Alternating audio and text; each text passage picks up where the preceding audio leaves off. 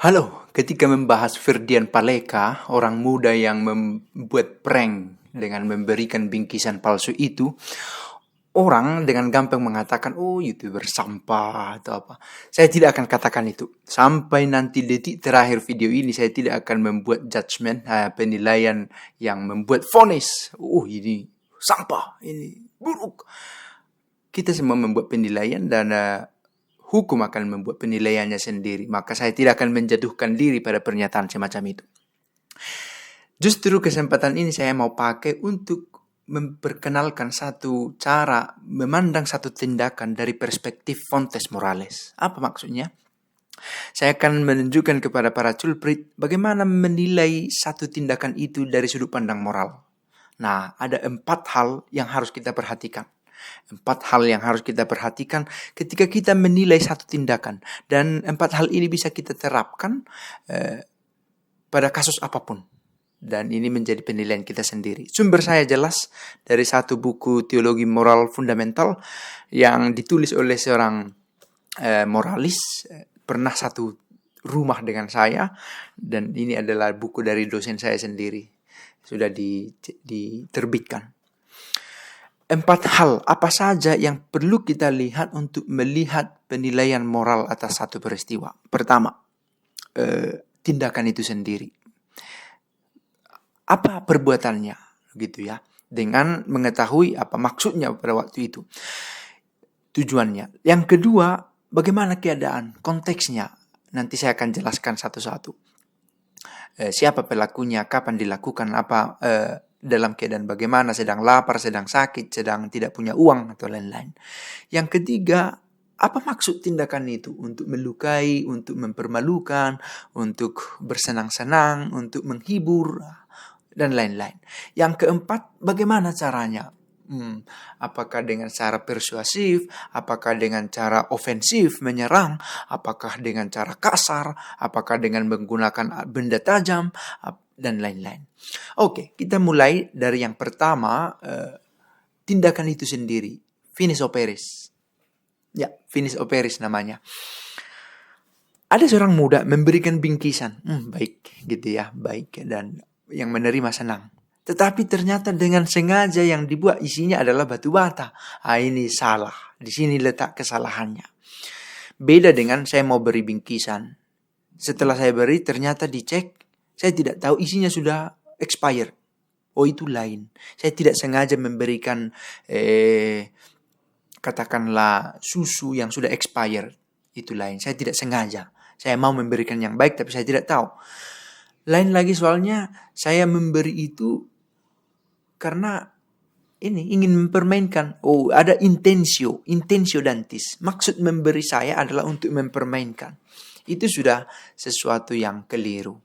Nah, tapi kita tidak cukup melihat soal tindakan itu sendiri. Kita harus melihat aspek lain. Nah, kita sampai kepada yang kedua, konteks atau keadaan. Di sini dikatakan circumstances. Hal-hal yang melingkari kegiatan itu. Siapa orangnya? Seandainya yang melakukan itu adalah seorang dosen yang terdidik, yang bekerja di universitas, lalu melakukan hal serupa, oh itu terlalu keji itu. Nah, kalau yang melakukannya adalah orang-orang yang biasa hidup dengan prank, biasa hidup dengan kata-kata kasar, oh kita harus melihat ini dari sudut pandang dia begitu ya. Bahwa kegiatan ini dalam dirinya salah, ya jelas. Tapi siapa pelakunya? Dia sudah biasa melakukan ini, bukan pertama sekali. Nah ini juga hal yang lain. Sudah biasa dan dia salah kaprah tentang ini. Dia menganggap ini satu permainan menarik, bisa menghibur penontonnya. Oke, perbuatan itu salah meskipun maksudnya untuk menghibur orang. Oke, saya tidak katakan mau menyelamatkan dia dari kesalahan, tetapi harus kita lihat konteks keadaannya pada waktu itu. Pada pas masa COVID-19 ya. Nah itu harus kita lihat. Beda dengan ketika si penerima ini. Apakah dia waria, apakah dia perempuan biasa, saya tidak tahu. Ketika si penerima ini memang tidak membutuhkan sembako. Lalu dia mendapatkan itu. Oh itu kasus lain. Lain halnya ketika dia memang sudah sungguh kelaparan. Dia tidak punya apa-apa. Lalu si Ferdian Paleka memberikan itu. Batu ternyata isinya, oh lain lagi situasinya. Nah, apa keadaan si Ferdian Paleka, kita lihat background keluarganya. Apakah dia dari golongan well educated misalnya? Apakah dari keluarga yang berbahagia, yang tidak punya masalah? Yang meminta maaf waktu itu adalah ibu tirinya. Ada apa dengan keluarga ini? Juga harus dilihat. Oh, ternyata kesalahan ini yang dia lakukan ini sebenarnya tidak murni karena sungguh niat buruknya, begitu ya. Dia memang dibesarkan dengan kultur yang berbeda, katakanlah begitu.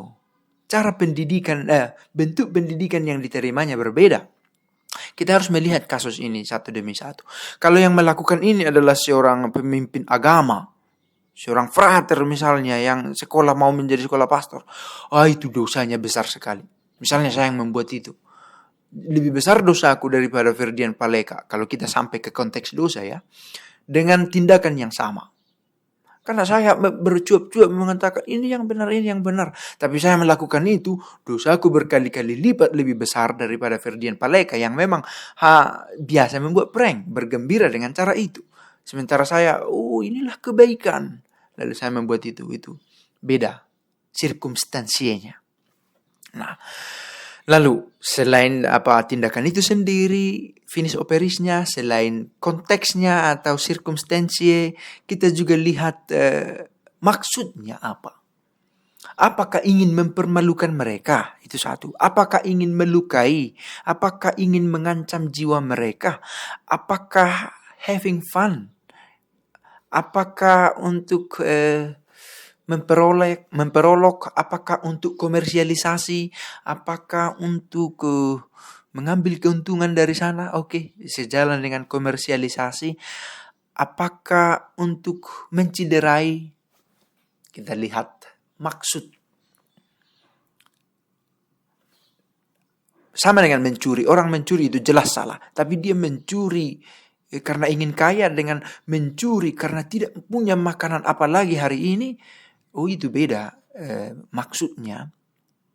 Saya menyumbang karena memang orang itu butuh, atau saya menyumbang supaya orang lihat dan orang memilih saya nanti waktu pemilihan wakil rakyat.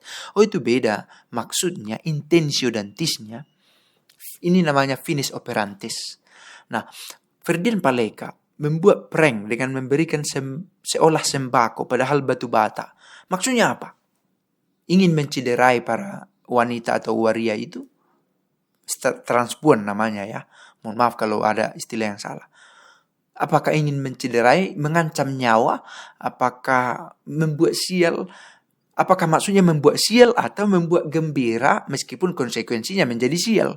Itu sudut pandang kita juga bisa berbeda untuk melihat peristiwa ini. Lalu yang terakhir, caranya bagaimana? Sangat kasar, mengancam, memakai kata-kata kasar atau kotor. Apakah ingin caranya itu memakai benda tajam? Apakah membuat ular di dalam sehingga caranya itu semakin buruk, begitu ya? Ini juga satu bagian dari penilaian moral.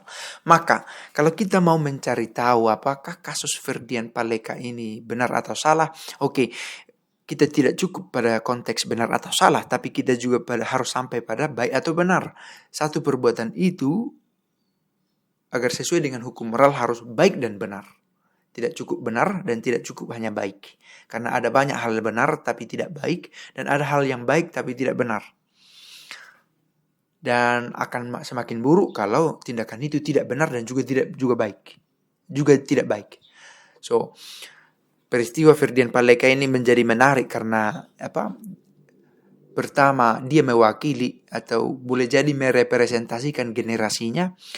Yang kedua, ditonton secara publik. Yang ketiga, trending lagi, bukan hanya sekedar publik. Video ini publik tapi tidak trending. Dan akhirnya memengaruhi banyak orang. Mungkin akan banyak orang menontonnya, termotivasi untuk melakukan hal yang serupa atau termotivasi untuk menghindari hal semacam itu. Jadi kita sebagai rakyat biasa memberikan penilaian, tapi sebelum kita jatuh pada penilaian sampah atau bisa juga benda yang lebih mahal bisa menjadi sampah ketika kita tidak membutuhkan itu, begitu ya. Maaf tangan saya begini karena meja. Nah,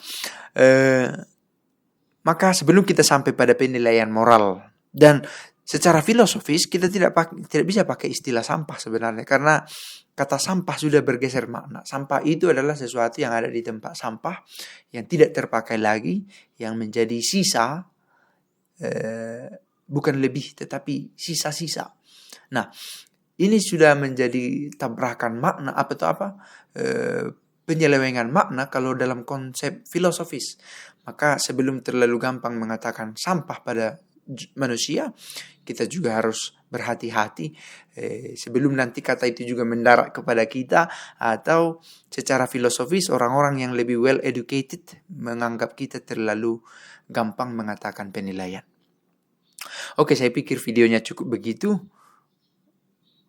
Semoga terutama kita tidak berbicara tentang Ferdinand Paleka, tetapi kita berbicara tentang fontes morales, sumber-sumber yang menjadi pertimbangan moral bagi kita untuk menilai satu tindakan, baik atau buruk, benar atau salah. Pace e bene.